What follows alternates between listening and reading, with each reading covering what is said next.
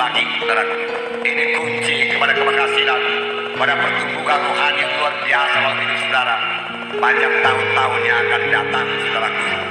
Kita bersungguh-sungguh dalam melayani. Tuhan telah mengirimkan begitu banyak jiwa-jiwa yang selamat di dalam pelayanan KKR Natal.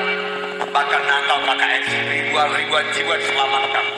Tuhan menghendaki mereka itu sampai kepada maksud Tuhan. Tuhan menghendaki mereka itu jadi murid Tuhan. Mari kita kunjungi mereka, follow up mereka dengan sungguh-sungguh, dengan berkorban lagi, dengan penyangkalan diri. Tuhan akan memberkati saudara.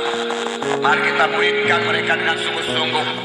Kita memperdulikan mereka, kita perhatikan hidup mereka. Sampai di manakah mereka sudah mengikut Tuhan? Sampai di manakah mereka bisa bersekutu dengan Tuhan? Sampai di manakah mereka berani bersaksi untuk Tuhan? Kita bisa membantu mereka. Kita yang lebih tua rohani daripada mereka. Kita layani mereka dengan segenap hati, dengan sungguh-sungguh, dengan sungguh-sungguh. Kita juga harus dengan sungguh-sungguh berdoa. Hanya doa yang sungguh-sungguh yang didengarkan Tuhan. Doa yang separuh-separuh hati tidak akan didengarkan Tuhan. Karena Tuhan kita adalah Tuhan yang bersungguh-sungguh. Kita harus antusias. Saudaraku, berarti Tuhan di dalam. Tuhan di dalam kita, saudaraku, membuat kita antusias, membuat kita bersemangat, membuat kita bersungguh-sungguh, saudaraku. Nah, saudara yang kasih, ini kunci kepada keberhasilan. Firman Tuhan berkata, saudaraku, dalam Roma 12 ayat 11. Roma 12 ayat 11. Di sini dikatakan, janganlah hendaknya kerajinanmu kendor, biarlah rohmu menyala-nyala, dan layanilah Tuhan. Bersukacita dalam pengharapan, sabar dalam kesesakan, dan bertekunlah di dalam doa.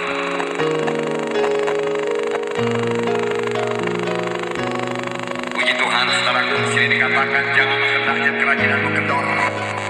Jangan kurang daripada semangat yang mula-mula. Jangan kurang daripada kesungguhan hati yang mula-mula. Jangan merosot, tapi bertambah-tambah terus dalam Tuhan. Biarlah rohmu menyala-nyala dan layanilah Tuhan. Roh Tuhan seharusnya tidak pernah padam di dalam hati kita. Di dalam bait Tuhan, saudaraku, dijaga supaya lilin tetap menyala siang dan malam. Tidak bisa padam, saudaraku. Itu gambaran roh kudus, saudaraku, yang ada dalam hati kita, tidak pernah padam. Lalu menyala-nyala, lalu tergerak oleh belas kasihan, lalu menjadi pembawa damai, lalu penuh dengan kasih Tuhan, lalu bersekutu dengan Tuhan, lalu hidup dalam terang Tuhan. Saudaraku, dalam rohmu menyala-nyala, layanilah Tuhan. Firman Tuhan berkata, ini kita laksanakan dalam hidup rohani kita. Pada tahun ini, maksud saya pada akhir tahun ini dan tahun 1999, saudaraku. Lihatlah Yesus, saudaraku, bagaimana dia mengerjakan pekerjaan Bapaknya. Dia mengerjakan pekerjaan Bapaknya dengan segenap hati, dengan kesungguhan hati. Yohanes 4 ayat 34. Saya membacakan kepada saudara. Yesus berkata kepada mereka, kata Yesus kepada mereka, makananku ialah melakukan kehendak Dia yang utus aku dan menyelesaikan pekerjaannya. Bukankah kamu mengatakan 4 bulan lagi tibalah musim menuai? Tapi aku berkata kepadamu, lihatlah sekelilingmu dan pandanglah ladang-ladang yang sudah menguning untuk dituai. Sekarang juga penuai telah menerima upahnya dan mengumpulkan buah untuk hidup yang kekal, sehingga penabur dan penuai sama-sama bersukacita. Yesus sebenarnya sudah lapar secara badani, tapi di pinggir sumur Samaria itu ada seorang perempuan berdosa yang perlu diselamatkan. Dan Yesus merasa perlu memberikan firman Tuhan kepadanya supaya dia selamat. Dan pada waktu itulah murid-murid datang membawa makanan kepada Tuhan Yesus. Guru, silakan makan, murid-murid berkata. Tapi Tuhan Yesus berkata, ada pada makanan, yaitu untuk melakukan kehendak Dia yang utus aku dan menyelesaikan pekerjaannya. Aku harus mengerjakannya dengan segera-segera, karena waktunya singkat. Tuhan Yesus berkata. Maka Tuhan Yesus berkata, lihatlah sekelilingmu. Kamu berkata 4 bulan lagi baru musim menuai. Itu tuaian gandum, Tuhan Yesus berkata. Tetapi lihatlah sekelilingmu, pandanglah ladang-ladang rohani, pandanglah ladang jiwa-jiwa yang sudah menguning, semua siap sedia untuk dituai. Dan dalam Ibrani 12 ayat 2 dikatakan, Yesus tekun memikul salib.